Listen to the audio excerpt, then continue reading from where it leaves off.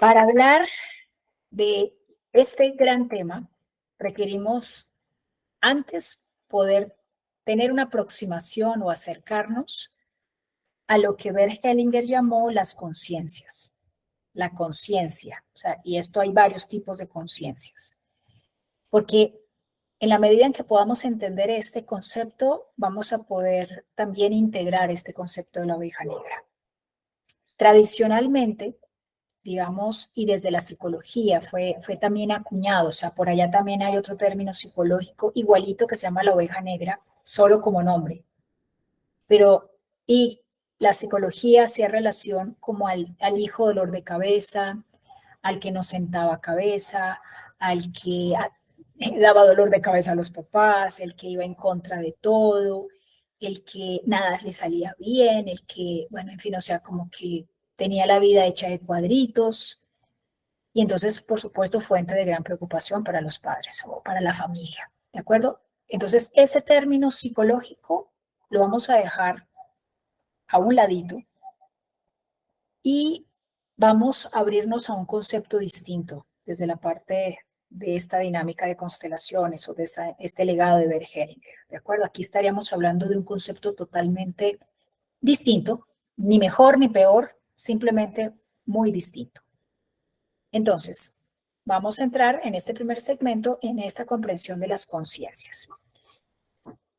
El tema de las conciencias, digamos, esto fue de los grandes legados que dejó Hellinger con este estudio, con esta mirada a través de las constelaciones, a través del estudio de lo que pasaba en los sistemas familiares, a través de los órdenes del amor, a partir del tema del proyecto sentido gestacional, o sea, toda esta dinámica que finalmente lo plasmó en esos movimientos, en una constelación, digamos, se resume como en estos tres tipos de conciencia. Entonces, incluso esto también marca la manera como Bert Hellinger fue evolucionando en su praxis o en su práctica, en su conocimiento, en su profundización del conocimiento de las dinámicas inconscientes en los sistemas familiares. Entonces, estas tres conciencias, lo que se habla es que existe, ¿no? Identificó una conciencia personal, una segunda conciencia, una conciencia colectiva y una tercera conciencia, una conciencia espiritual o un movimiento del espíritu. Entonces, cuando digo que esto incluso está en sintonía con el plan, la práctica de Bert Hellinger, o sea, con su proceso evolutivo, es que él cuando inició haciendo las constelaciones, digamos, lo que entró a trabajar de manera inicial fueron estas dos conciencias, o sea, buscando que el orden, los órdenes del amor, que el excluido se incluyera, que quienes dieron más o recibieron o tomaron más encontraran paz en ese conflicto del dar y tomar, que quien está desubicado, el hijo que estaba funcionando como papá o como mamá, el que estaba, digamos, alterando la jerarquía, se ubicara como en el lugar que le correspondía. Entonces, todas las dinámicas y toda esa mirada, incluso la bibliografía, los primeros libros, lo que siempre, o sea, fue encaminando a poder, digamos, que la conciencia personal estuviera en paz, o sea, que el alma de la persona representada estuviera en paz, cumpliendo estos órdenes del amor y también brindándole al colectivo, o sea, a la conciencia colectiva de la familia, también paz, porque si todos se acomodan y ocupan el lugar, pues hay paz en el colectivo. Si el excluido se incluye, hay paz. Si hay un equilibrio entre el dar y tomar, hay paz. Ahora bien, ya en sus últimas etapas, Bert Hellinger se dio cuenta que había un movimiento, o sea, que había una energía que era más grande y era más importante, incluso, o sea, y eso le llamó el movimiento del espíritu. O sea, se dio cuenta que había una conciencia espiritual en los sistemas familiares o en general en las dinámicas de sistemas, que se aseguraba que dirigía, que acomodaba, que se manifestaba en las constelaciones. O sea que no solo la conciencia colectiva y no solo la conciencia personal. Y eso fue lo último, el último legado, o sea, fue como incluso honrar y reconocer que existe una conciencia espiritual. Ahora bien, entonces aquí vamos a desmenuzar un poquito esto para entender dónde engrana, dónde entra la oveja negra, porque la oveja negra como tal, pues es un protagonista, es un integrante que se enfrenta a su propia conciencia personal, que se enfrenta a la conciencia colectiva y que cumple una función en la conciencia espiritual de la familia, una gran función. Entonces, voy a empezar en este primer segmento como a desmenuzar esto, porque estos son como de los conceptos más complejos como de integrar cuando uno estudia este tema, este legado de Bert Hellinger. Entonces, ¿qué dice? Vamos a ir desmenuzando y empiezo aquí por la conciencia personal. Entonces, esa conciencia personal, déjenme, voy aquí avanzando. Entonces, esa conciencia personal, imaginémosla como ese impulso que nos lleva a actuar, a decidir, a interactuar, que nos vincula, con la cual nos relacionamos con los integrantes de nuestra familia. ¿De acuerdo? Entonces, aquí hay una palabra clave que es ese vínculo. Entonces, tenemos la vivencia de esta conciencia estrecha como buena o mala conciencia. ¿De acuerdo? Entonces, estas son dos palabras claves. Y entonces, ¿qué significa la buena y la mala conciencia? Entonces, la buena conciencia es esa sensación en que sentimos, consideramos, y esto es por supuesto a nivel inconsciente, que lo que estamos haciendo nos trae paz porque vamos con el rebaño, vamos como si siempre se ha hecho algo así en la familia, pues el que yo lo haga de la misma manera como siempre se ha hecho en relación a mi conciencia personal, me trae paz, me trae tranquilidad, porque es que no estoy alterando el orden, soy una ovejita del rebaño y eso se le llama buena conciencia, ¿de acuerdo? Y esa conciencia me trae paz porque me vincula con otro concepto que Berger trae y es un estado de inocencia. O sea, no me siento culpable, dicho de otra manera.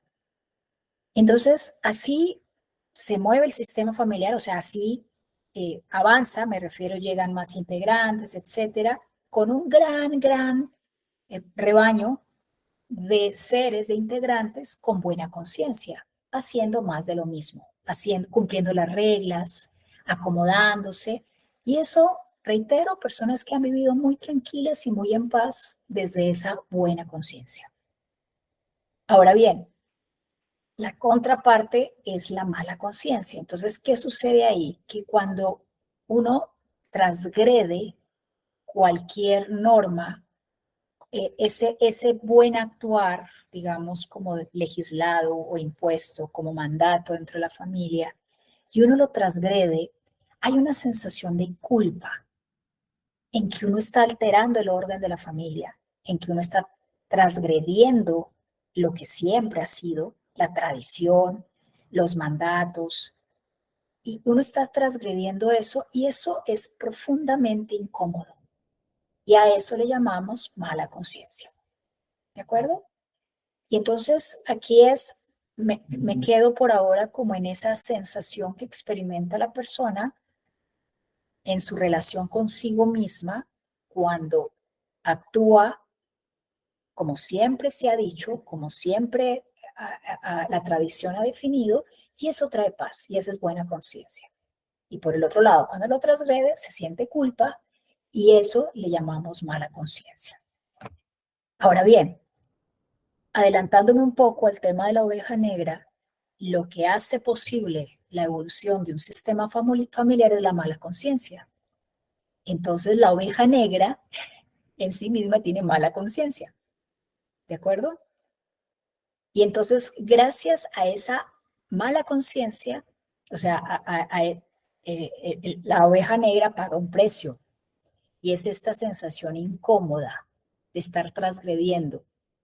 Y su gran ejercicio consiste en trascender, integrar, en procesar esa culpa. O sea, y no se entiende, es una culpa muy profunda, es una culpa como de estar atentando contra algo importante, o sea, y porque es que no estamos hablando ni de estatutos firmados, ni de un protocolo escrito que tengan los sistemas familiares. Todos los sistemas familiares tienen mandatos, tienen como condiciones que les han permitido durante muchísimas generaciones eh, sobrevivir, ¿de acuerdo? Y entonces llega por allá alguien o varios y resulta que no son de buena conciencia, la gran mayoría lo han sido durante cientos de años, pero resulta que por allá nacen o el árbol elige un par de personajes que entonces se rebelan y digamos lo viven desde la mala conciencia. ¿De acuerdo? Entonces aquí hay un cambio total de switch, porque entonces entramos en el terreno de la oveja negra y en ese tema de la mala conciencia y el precio que pagamos por eso. ¿De acuerdo? O que paga alguien por eso. Y entonces ya hasta aquí y lo miraremos cuando entremos al terreno ya específico de la ovejita negra. Entonces, permíteme aquí leer este párrafo. Entonces dice, cuando nuestra conciencia percibe que nos alejamos de esas personas o grupos a través de nuestros pensamientos, sentimientos, acciones, esta reacciona con un sentimiento de miedo a perder nuestro vínculo con estas personas o grupos. Ese es otro elemento. Y recordemos que por allá había un orden del amor de la pertenencia. Y es que tener mala conciencia, también sentimos, aparte de culpa, miedo, porque corremos el riesgo de que nos saquen del clan, a no pertenecer, a que nos excluyan. Entonces le sumamos a esa incomodidad que experimenta esta persona con mala conciencia, incluso ese riesgo al cual se está enfrentando de perder su pertenencia en el sistema familiar. Vuelvo y reitero, esto es a nivel inconsciente, ¿de acuerdo? Entonces, sentimos ese miedo como mala conciencia. Entonces, inversamente, cuando pensamos, deseamos, actuamos de manera que nos movemos en sintonía con las expectativas y exigencias de esas personas, de la familia y grupos, sentimos que pertenecemos, ¿de acuerdo? Y tenemos la certeza de que podemos pertenecer. El sentimiento de habernos asegurado nuestra pertenencia lo sentimos como bueno y benéfico. Entonces, es ese estado de inocencia, de bienestar que experimentan las personas de buena conciencia. Y así han habido muchísimas y la gran mayoría de los sistemas están llenos de personas con buena conciencia. Y a través de esa buena conciencia, la paz o la sensación de bienestar es porque pertenezco. No estoy transgrediendo ninguna regla, no estoy alterando ningún statu quo. Entonces, no hay motivos por el cual mi pertenencia entre en juego. ¿De acuerdo? Entonces, la conciencia personal nos une, por tanto, a personas y grupos que son importantes para nuestro bienestar y nuestra vida. Entonces, aquí reitero y las palabras finales para este pequeño segmento es, gracias a la mala conciencia, el sistema familiar evoluciona. Altera el movimiento, altera como el aparente equilibrio, porque realmente el equilibrio que se percibe en los sistemas familiares es un equilibrio aparente, ¿de acuerdo? O sea, y cuando digo esto es esos secretos por allá guardados, eso que el excluido del cual nadie quiere hablar, los mandatos obedecidos a rajatabla sin ni siquiera cuestionarlos. ¿Por qué? Porque es su papá. ¿Por qué? Porque es que así lo dijo el abuelo. ¿Por qué? Pues porque gracias a eso pues sobrevivimos, ¿no? Entonces, ese aparente equilibrio pues es la sumatoria de muchas personas con buenas conciencias. Y entonces llega alguien a alterar eso y a cuestionarse y a preguntarse, pues claro, eso genera un revolcón tanto en el sistema como en la persona que está con la mala conciencia. Muy bien. Listo. Ahora pasamos, y entonces en un nivel más grande, me refiero más grande incluso en términos energéticos, o sea, que cobija y abraza a la conciencia personal está la conciencia colectiva. ¿De quién? Del sistema familiar. Entonces, mientras que la conciencia personal es sentida por cada individuo y está al servicio de su pertenencia y de su supervivencia personal, la conciencia colectiva tiene en su campo de visión la familia y el grupo como un todo. Entonces ahí, ¿qué pasa? esa conciencia colectiva es en parte, digamos, la que se asegura en que el excluido se incluya, que haya equilibrio en eso. O sea, los órdenes del amor están, digamos, son las reglas de trabajo de la conciencia colectiva de la familia. Que haya equilibrio entre el dar y tomar y que todos pertenezcan, ¿de acuerdo? Y que cada uno ocupe su lugar. Entonces, ¿qué sucede? Entonces, por eso aquí, pues digamos, el texto habla de ese tema y aquí de manera especial de los órdenes del amor, aquí se basa, digamos, hay una columna vertebral importantísima en el tema de la pertenencia y es que todos pertenezcan. Entonces, esa conciencia colectiva, pues es la sumatoria de todas las experiencias de los ancestros, de los que precedieron, todo aquello, todos los aprendizajes, los aciertos, desaciertos, todas las historias, todas las dinámicas que se dan en la familia. Y entonces uno poder considerar que esa energía, esa conciencia, cuando hablo aquí de conciencia, considerémoslo como un ente energético, al igual que la personal, al igual que el espiritual, o sea, un ente energético, pero por supuesto que es la sumatoria de conciencias personales. Entonces, esa conciencia colectiva es, en una dinámica de constelación familiar, es la que, digamos, cuando decimos el campo sistémico, es la que entra como a manifestarse, ¿de acuerdo? O sea, quien regula cuando hacemos movimientos, o sea, es el director de la orquesta, porque es la que permite que se evidencien o se muestren dinámicas inconscientes, cosas que están alterando, en este caso, los órdenes del amor. Entonces, si un miembro es excluido, regreso al orden del amor de la pertenencia, no importa los motivos, más adelante otro miembro de la familia necesitará representar a la persona excluida. Y esto se llama esto se llama, pues puede ser una lealtad, una implicación. La conciencia colectiva aparece cuando se la compara con la conciencia personal.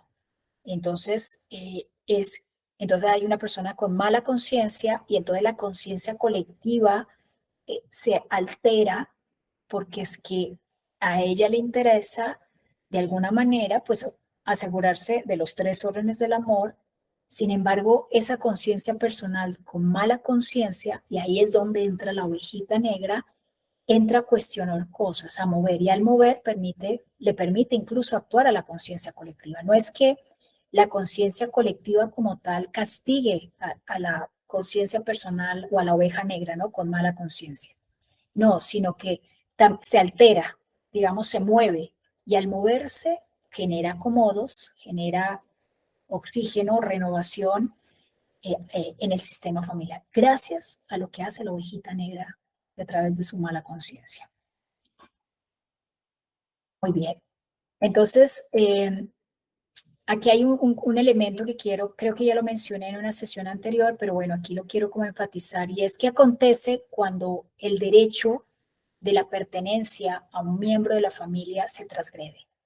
Entonces, de cierta manera, él es reconducido al grupo por esa conciencia colectiva en la medida en que otro miembro dentro de la familia necesita representarlo sin ser consciente de ello.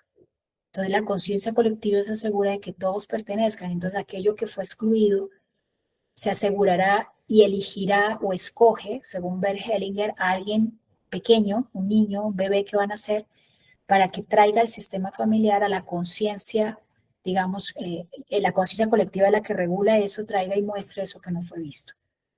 Entonces, ¿cómo sucede esto? Otro miembro de la familia asume el destino de la persona excluida, representándola. Piensa cómo lo haría esa persona excluida. Tiene sentimientos similares, vive de manera semejante, enferma de un modo parecido, incluso muere de modo parecido. Ese miembro familiar está de esa manera al servicio de la persona excluida y representa sus derechos. Es poseída, por así decirlo, por la persona excluida sin que por otra parte, digamos, y por otra parte se pierde a sí mismo, o sea, pierde autenticidad. Entonces aquí, de alguna manera, esa conciencia colectiva, como es la que regula eso, que el excluido se vea, la conciencia personal queda subyugada, queda como anulada. O sea, no hay manera ahí entonces eso es lo delicado de una implicación. ¿De acuerdo? Entonces, no es que la persona excluida quiera ser representada de esa manera. O sea, esto no es potestad de quien fue excluido, sino es potestad de la conciencia colectiva, que es la que hace que aquello que no fue visto se vea, aquel que fue excluido se incluya. ¿De acuerdo? Entonces, vimos en la clase pasada el tema de los secretos, y entonces aquellos secretos, tabú y temas que están por ahí ocultos, salgan a la luz. ¿De acuerdo? Entonces, eso es como potestad, terreno de la conciencia colectiva. Y aquí, aparte de lo que ya hemos visto en clase, ya hemos visto a lo largo de todos estos meses, pues que quienes pertenecen. Entonces pertenecen, por supuesto, los hijos. Y aquí dentro del tema de hijos, todos los hijos. Y aquí abrimos el abanico a personas que finalizaron su proceso de gestación, los que no, los que fueron abortados, muertes tempranas, los hijos legítimos, ilegítimos, naturales, no natural, lo que sea, el nombre que le quieran dar, o sea, todos los hijos. Entonces, recordemos que tan importante es ese sentido de pertenencia, o sea, me refiero al orden de la pertenencia, que si en un sistema familiar un hijo no fue reconocido, es una exclusión. Entonces uno dice, bueno, ¿y cómo sé si pues uno no sabe en qué anduvo el abuelo o el bisabuelo que fue marinero de puerto en puerto? O sea, digo, en todos los sistemas familiares se tejen historias muy similares. Y entonces en todos los sistemas familiares hay hijos que no han sido vistos, que no han sido integrados. Y no necesitamos ni saber su historia, ni saber dónde fue, ni quién fue la mamá, ni en qué circunstancias se dieron. O sea, solo basta nosotras, me refiero a ti y a mí, que estamos sensibles a este tema de sanar el árbol familiar, de en un acto amoroso, de decir todos pertenecen a este sistema, todos y todas, porque incluimos a la mamá, la conozcamos o no, sepamos o no su historia. Es como tomar conciencia que en algún lugar, en algún punto de la historia, por allá hubo un hijo que no fue reconocido y hubo una mamá que fue excluida, su mamá. ¿Se comprende? Entonces es un ejercicio que uno hace, incluso un ejercicio global, general, si uno no tiene información. Ahora, si tiene información o tiene indicios, pues hace ya un ritual o ese ejercicio meditativo, es una meditación de abrir el corazón y decir, te veo, así como la película de Avatar, te veo, perteneces, perteneces tú y tu mamá, ¿de acuerdo? O sea, pertenecen a este sistema. Y aquí también, sin excluir tampoco a los papás. Tengo una tía abuela que tuvo 5 hijos con 5 hombres distintos. Entonces ahí la inclusión es también a los papás de los niños. ¿De acuerdo? Entonces, listo, pertenecen. No sé sus nombres, solo sé que fueron 5, tal vez fueron más, no lo sabemos, no lo sé, pero bueno, todos ellos tienen un lugar en este sistema familiar y hay dignidad en cada uno de ellos y dignidad también en mi tía abuela. ¿De acuerdo? Esa es la manera como de poder como abordar este tema de la pertenencia, y con eso alguien dirá, ¿y qué logro? Pues que la conciencia colectiva no tenga que actuar para elegir a alguien que nazca después a que represente a ese niño que no fue reconocido, o a su mamá o a su papá. Entonces es ahí cuando decimos que esto también trasciende hacia la vida y trasciende en beneficio del linaje, o sea, de los que vienen después que nosotros. Entonces, de alguna manera estamos contribuyendo y trabajando, honrando a la conciencia colectiva del sistema familiar. Digo, ¿quién más pertenece? Dijimos los padres y sus hermanos biológicos. ¿De acuerdo? Entonces, los papás, y entonces a un nivel superior, los hijos forman parte de los padres y sus hermanos biológicos. Aquí también nos referimos a todos sus hermanos y hermanas, tal como se han enumerado en el caso pues de los hijos. También las parejas anteriores de los padres forman parte. Esto es nuevo. ¿Se entiende esto? O sea, también la primera novia de papá, el primer novio de la mamá, la segunda, la tercera, o sea, no necesariamente esposas, incluso parejas anteriores. Porque gracias a que ellas se movieron, a que ya no están o no, digamos, se dio la posibilidad de que papá y mamá se conocieran y que tú estés aquí en este planeta, pues en esta vida. Entonces también este tema, y eso también vuelvo y reitero, no necesitas saber la historia, ni cómo fue, ni quién fue, en fin, solo saber que existen. Es como tomar conciencia que hay un grupo de mujeres o de relaciones sentimentales, parejas, incluso puedes, no necesariamente, digo, aquí el tema es la homosexualidad o la bisexualidad es uno de los secretos y los tabúes de los sistemas familiares. Y entonces, ¿ustedes se imaginan cuántos abuelos en el closet y que vivieron toda una vida, digamos, hetero por la sociedad y demás? Sin embargo, se quedó en el absoluto secreto y en el absoluto tabú que papá le gustaban los hombres, pues al abuelo le gustaban los hombres y tal vez tuvo una relación, tuvo un amor, hasta incluso platónico con un hombre. ¿Se entiende? Entonces, por eso, incluso considerar parejas de lo que sea, parejas, para que no vaya a ser un excluido hombre como pareja que no lo hayamos incluido. Es decir, todas las parejas, no sabemos, de todos. Entonces, y uno inicia este ejercicio de sanación, lo inicia con el papá y la mamá. Y entonces uno se imagina, no, vuelvo y reitero, no necesita saber cuántos ni quiénes, pero en una meditación uno toma conciencia y les dice pertenecen, las veo, tienen un lugar en ese sistema también. Bueno, si son rechazados o excluidos, aunque estén muertos, serán representados por uno de los hijos hasta que sean reconocidos. O sea, vuelvo y reitero, los no nacidos, etc. ¿Quiénes más pertenecen?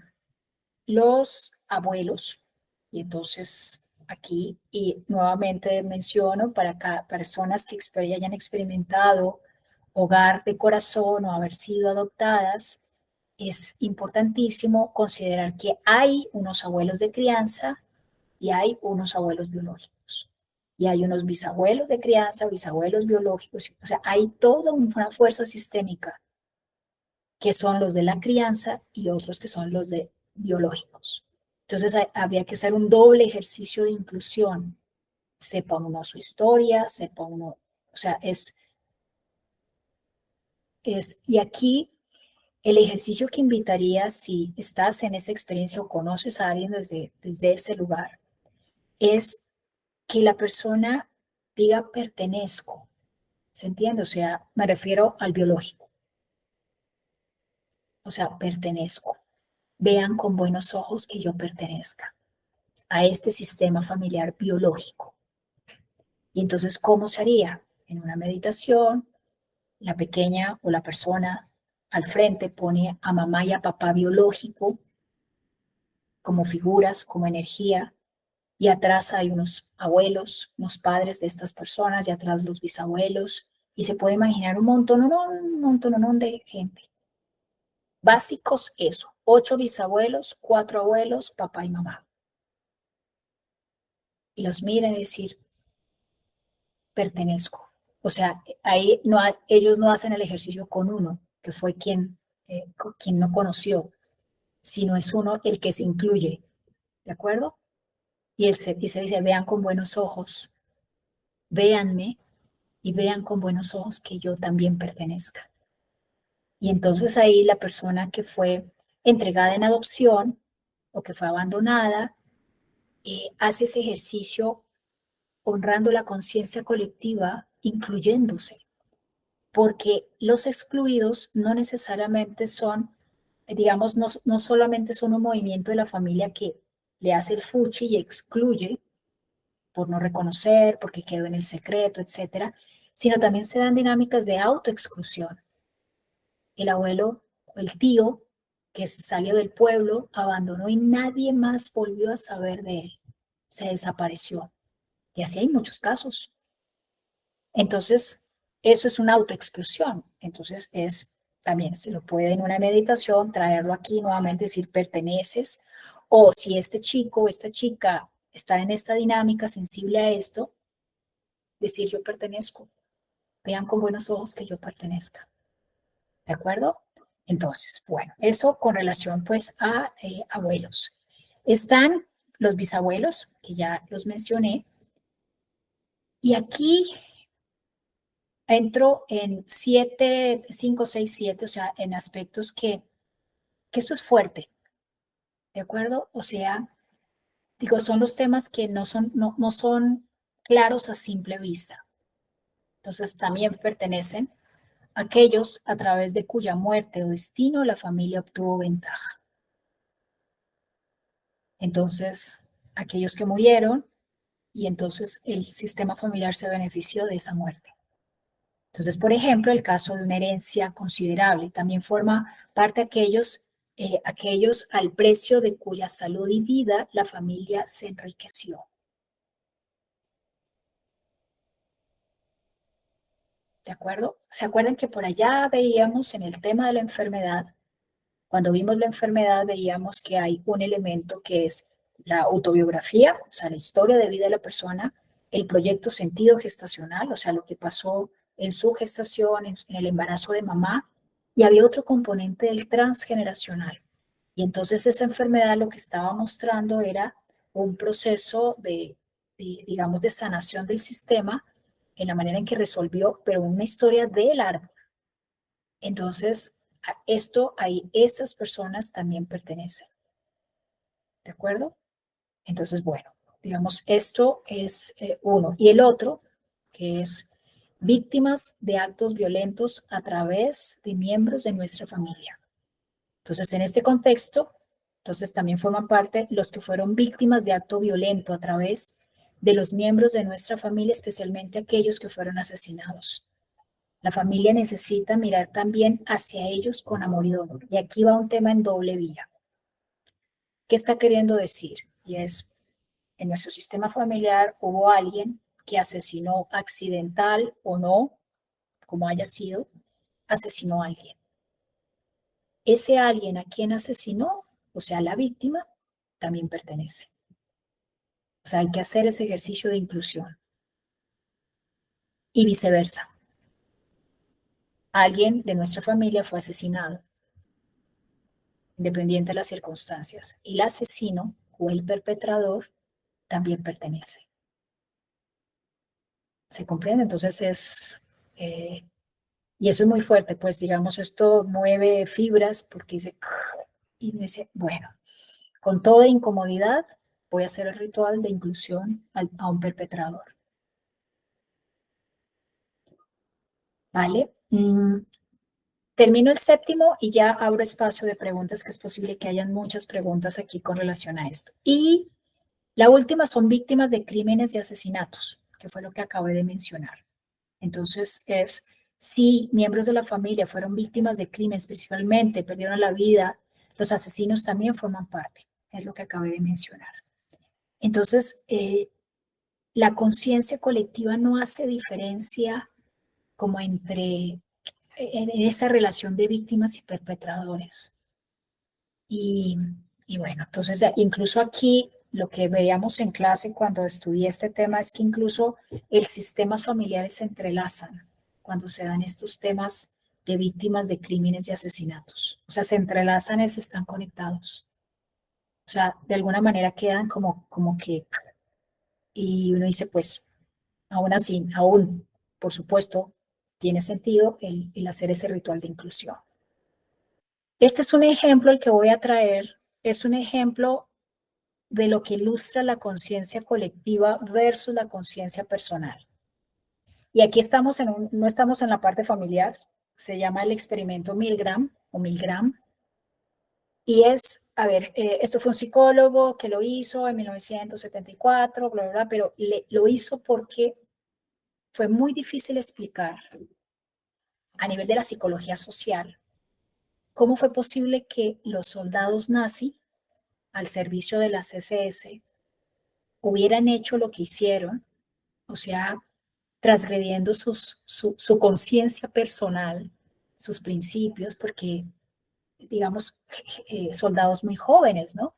Muy bien criados, o sea, de familia, o sea, en fin. ¿Cómo fue posible que transgredieran su conciencia personal e hicieran, bajo la premisa de cumplir órdenes, todo el daño que hicieron? Me refiero, y no solamente en los campos de exterminio, sino en todas las brigadas, en toda la movilización, o sea, estoy hablando de la Segunda Guerra Mundial, ¿de acuerdo?